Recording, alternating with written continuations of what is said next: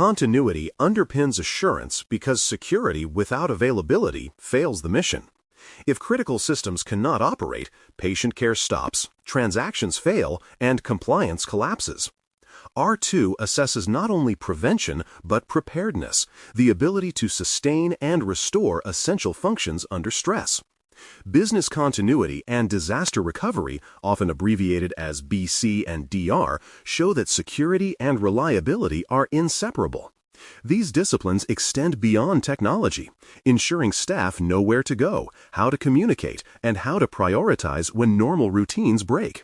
They also demonstrate leadership commitment, executive sponsorship, budget, and cross-functional participation. A well-governed continuity program transforms crises into controlled responses, replacing improvisation with readiness. Evidence of planning and testing is therefore central to proving assurance at the highest level. Identifying critical processes, systems, and priorities ensures limited resources go where they matter most during recovery. The continuity plan must list these items in ranked order, linking each to responsible owners and dependencies. Processes supporting patient safety, financial transactions, or regulatory reporting usually sit at the top of the list. Recovery sequencing, what restores first, second, and third, translates analysis into action. In R2, assessors review whether priority alignment makes sense and whether supporting resources exist. They may request runbooks or task lists showing exact steps to restart critical systems. Prioritization turns theory into logistics. Clear roles, known order, no wasted time during stress. Backup strategy underpins all data restoration, combining frequency, retention, and immutability. Backups must be frequent enough to meet RPOs and stored in secure, tamper-resistant locations. R2 expects organizations to demonstrate both online and offline or immutable copies that protect against ransomware. Encryption is mandatory for backups containing sensitive or regulated data. Retention schedules define how long backups remain available and when they are securely deleted. Evidence includes backup configuration reports, sample restore results, and logs showing successful completion. Mature programs automate monitoring and alert on failed jobs. Backups are the lifeline of recovery, but only when verifiably reliable and protected from alteration. Failover architecture and documented runbooks ensure that systems can transition seamlessly to alternate environments. Failover may involve active-active clusters, hot sites, cloud replication, or manual restoration. Architecture diagrams should illustrate redundancy, communication paths, and dependencies. Runbooks provide detailed steps for initiating failover, verifying operation, and switching back once normal conditions resume. These guides must be current, tested, and accessible during emergencies. Assessors reviewing R2 submissions will expect to see both technical diagrams and written instructions with version control and owner signatures. Architecture without documentation risks paralysis during crisis. Runbooks convert design into dependable action. Restoration testing cadence and success criteria prove that recovery is not just theoretical. Regularly scheduled tests, at least annually for critical systems, validate both technical and procedural readiness. Exercises can range from full data restores to live failovers or tabletop simulations. Each test should have objectives, scope, participants, and pass-fail criteria linked to RPO and RTO goals. After testing, teams must document results, gaps, and corrective actions with completion timelines.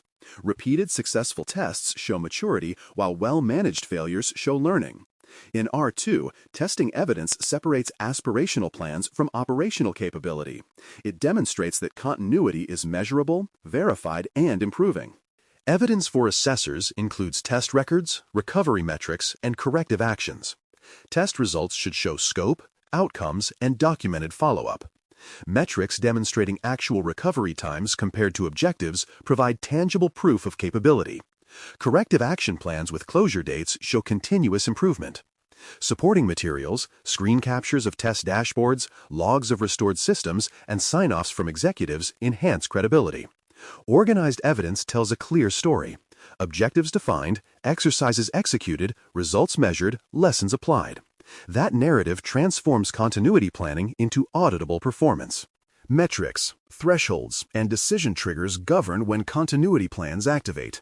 Thresholds define conditions for escalation, such as outage duration, data loss estimates, or incident severity ratings. Decision triggers determine when to declare disaster recovery mode, who authorizes it, and how communication begins. Documented escalation paths reduce hesitation during crises, ensuring timely response. Dashboards and monitoring tools can automate alerts that initiate review or activation. Assessors reviewing R2 evidence look for these triggers embedded in both technology and procedures. A decision made too late can cost hours. A documented trigger made on time preserves mission continuity. Continuous improvement and lessons integration complete the life cycle of continuity management. After every test or real event, teams conduct after-action reviews to capture insights and update plans. Findings should feed back into the BIA, recovery strategies, and training. Metrics like test success rates and recovery trend improvements measure program health. In R2, assessors view evidence of revision history and tracked lessons as signs of genuine maturity. Improvement cycles prove that continuity governance evolves with business and technology changes rather than remaining static between certifications. A resilient and tested recovery program is the hallmark of high-assurance operations. It begins with impact analysis and defined objectives, continues through structured backups and failovers, and proves itself through regular testing and continuous improvement. Dependencies, communication, and vendor coordination close the loop, ensuring readiness from technology to people. In R2, resilience is not claimed, it is demonstrated through evidence, timing, and discipline. A mature continuity program turns uncertainty into preparedness and potential chaos into controlled recovery, proving that the organization can protect what matters most when it matters most.